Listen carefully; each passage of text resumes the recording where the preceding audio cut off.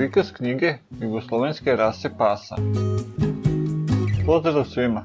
Danas predstavljam knjigu Jugoslovenske rase pasa, čiji je autor Milorad Tadić, a koji je objavio Nolit i to 1984. godine. Ukratko ću da predstavim sadržaj knjige, navešću neke tehničke karakteristike koje su vezane za knjigu i na kraju ću da kažem neko moje mišljenje o knjizi. Ja sam Nikola Vejn, a ovo je kanal Retke knjige. Ako vam se svidi ovaj video, ostavite like ili komentar. Ukoliko vam je tema predstavljanja knjige zanimljiva, možete i da se pretplatite na naš kanal. Pa da krenemo. Što se tiče sadržaja, on je dat ukratko kao podnaslov knjige. Standardi, zatim držanje i ishrana i potom izložba i ocenjivanje. U sekciji standardi prvo su predstavljene osnove. Prvo tipografija psa, kako se koji deo tela naziva, pa potom je opis kako izgledaju zubi i vilice kod pasa. Nakon toga se prelazi na prikaz rasa pasa. Ukupno je predstavljeno 11 rasa i to su balkanski gonič, istarski kratkodlaki gonič, istarski oštrodlaki gonič, posavski gonič, jugoslovenski trobojni gonič, bosanski oštrodlaki gonič barak, jugoslovenski planinski gonič, jugoslovenski ovčarski pas šarplaninac, kraški ovčar, hrvatski ovčar, dalmatinac. Standardi su napisani kao što su u tom trenutku objavljivanja knjige bili prepoznati, bez ikakvih dodatnih komentara. Ovdje mora ići jedna ozbiljna napomena, pošto su neke rase pasa promenile svoje ime.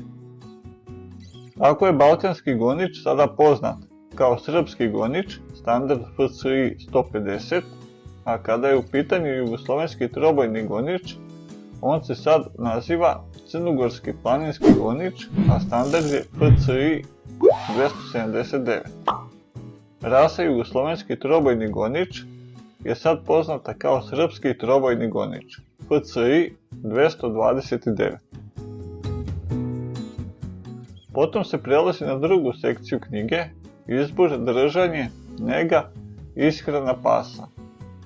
U ovom delu knjige ima više poglavlja, a Milorad Tadić se ovdje pokazao kao iskusan kinolog, te se može naći veliki broj praktičnih savjeta oko izbora štenadi, odgoja mladog psa, te kako se obavlja ishrana pasa.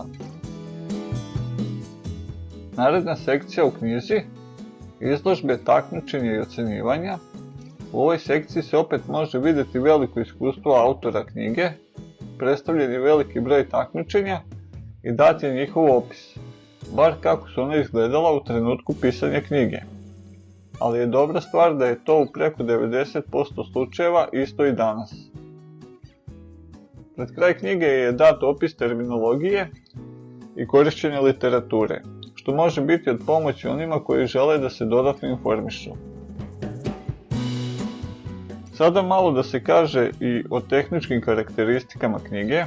Sama knjiga je u tiražu od 4000 primjeraka i ima 143 stranice sa mekim koricama. Sastavljanje listova je obavljeno lepljenjem, u ovom slučaju dosta kvalitetno. Ovo je prvo izdanje knjige iz 1984. godine, dok je drugo izdanje knjige iz štampe izašlo 1990. godine i to drugo izdanje ima tvrde korice. Što se tiče ilustracija, njih čine delom crteži koji su kvalitetni i pomažu da se bolje razume o čemu se piše u tekstu. Fotografije u knjizi su crno-bele i ima ih priličan broj, ali su osrednjeg kvaliteta. Što se tiče slika u boji, one se nalaze na koricama. Na prednjoj i zadnjoj prikazano je svih 11 rasa pasa o kojima se piše u ovoj knjizi. Što je zanimljivo, u boji su prikazane i poštanske marke na kojima je 6 rasa pasa i to se nalazi na zadnjoj korici sa unutrašnje strane. Sada je na red došlo i da kažem neko svoje mišljenje o ovoj knjizi, ono je uglavnom pozitivno. Pored toga što može biti zanimljiva ljubiteljima neke od rasa koje su prikazane u knjizi, tu su informacije oko izložbi i načinom biranja štenadi, kao i savjeti oko držanja i ishrane. Neka manja zamjerka za ovu knjigu bi bila da je sadržaj zastareo kako po pitanju standarda, tako i po pitanju pravila za izložbe pasa.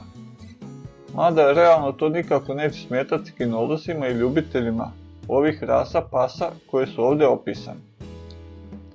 Ovim polako završavam ovaj video i pozdravljam vas do predstavljanja sljedeće knjige.